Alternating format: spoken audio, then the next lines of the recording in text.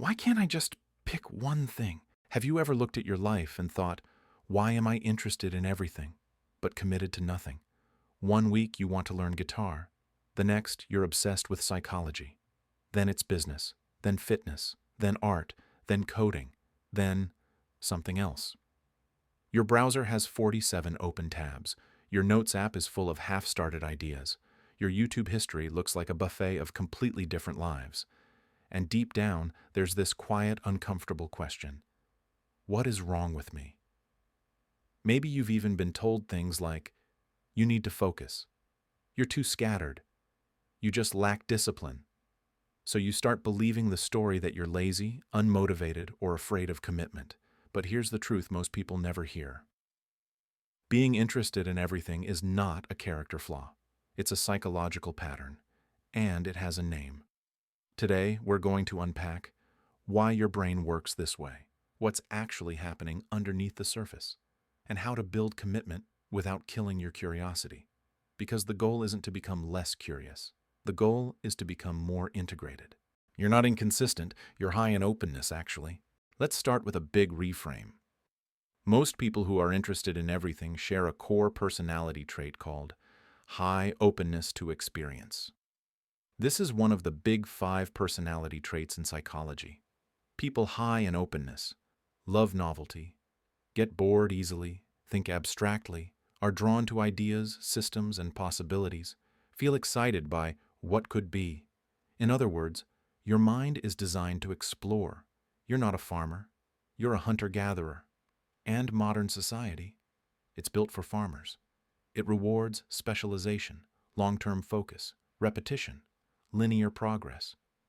So you're living in a world that keeps saying, pick one thing forever, while your nervous system keeps whispering, but what about this fascinating thing over here? That internal conflict is not weakness. It's a mismatch between your wiring and the environment. The real problem? Dopamine loves beginnings, not endings. Let's talk about the brain chemical that secretly runs your life. Dopamine. Dopamine is not the pleasure chemical. It's the anticipation chemical. It fires when you discover something new. You imagine a future version of yourself. You start a fresh project. You feel potential. But here's the catch. Dopamine drops when things become routine, progress slows, mastery requires repetition, results are delayed. So your brain goes, new idea equals exciting. Same project equals boring. This creates a cycle called the novelty loop. You find something interesting. You get a dopamine spike. You start. The excitement fades. You feel stuck or bored. You look for something new. Repeat. Not because you're flaky, because your brain is literally addicted to possibility. You fall in love with the idea of the future, not the process required to build it. Psychologically, it comes from a fear of identity foreclosure. Now, we go deeper. There's a concept in developmental psychology called identity foreclosure. It means prematurely committing to an identity without exploring alternatives. People who are interested in everything often have the opposite fear. If I choose one path, I kill all the others. So, commitment feels like death. Choosing one thing feels like losing freedom, losing potential selves, becoming trapped in one story. So you keep everything open. You stay in what psychologists call the exploration phase, which feels exciting, but also deeply unstable. Because exploration without integration becomes endless motion with no direction. You're moving, but not arriving, learning, but not embodying, starting, but not finishing. The hidden emotional layer is perfectionism in disguise. Here's something most people don't realize. Many non-committed people are actually perfectionists, but not the obvious kind. It's not, I want to do it perfectly. It's, if I don't finish, I can't fail. As long as something stays an idea, it's still perfect. It still has potential. It can't be judged. The moment you commit, reality enters. Limits appear. Mistakes become visible. So your nervous system says, abort mission. Start something new. Not because you're lazy, because your identity is trying to stay safe. At a basic level, your brain is built to chase stimulation, not meaning. Let's zoom out. Your brain evolved in an environment where new information meant survival. Curiosity led to resources. Exploration was rewarded. But modern life gives you infinite options, endless content, constant novelty. So your brain is overstimulated but under-anchored. You're drowning in input without output, learning without integration, inspiration without execution. It's like being in a massive buffet and never finishing a single meal. You're always tasting, never digesting.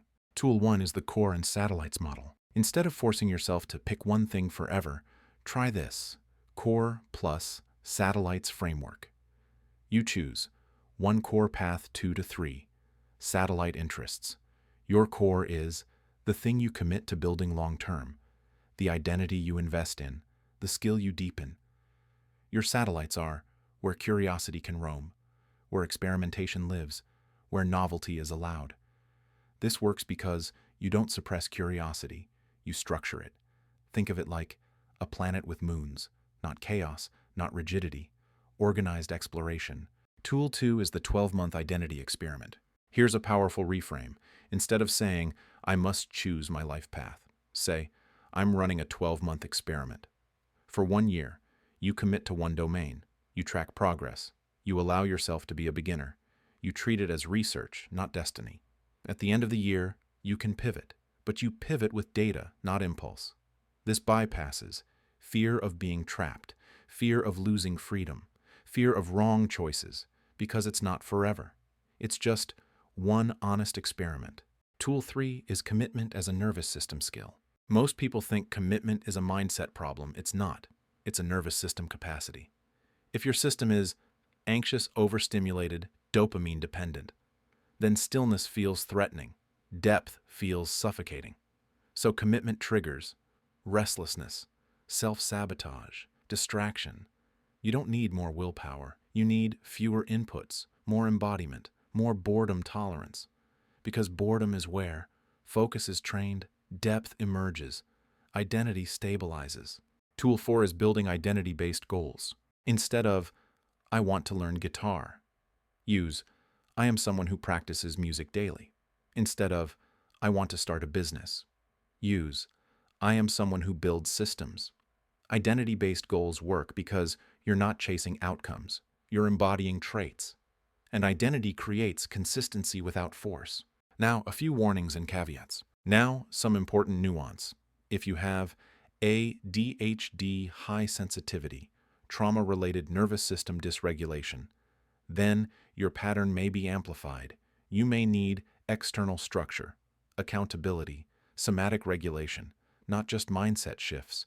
Also, curiosity becomes avoidance when it replaces emotional processing. If you're constantly switching paths to escape, loneliness, fear, insecurity, grief, then no amount of productivity hacks will fix it. That's not a focus problem. That's an emotional regulation problem. On a psychological level, you're not broken. Let's be very clear. There is nothing wrong with you. You're not defective. You're not lazy. You're not behind.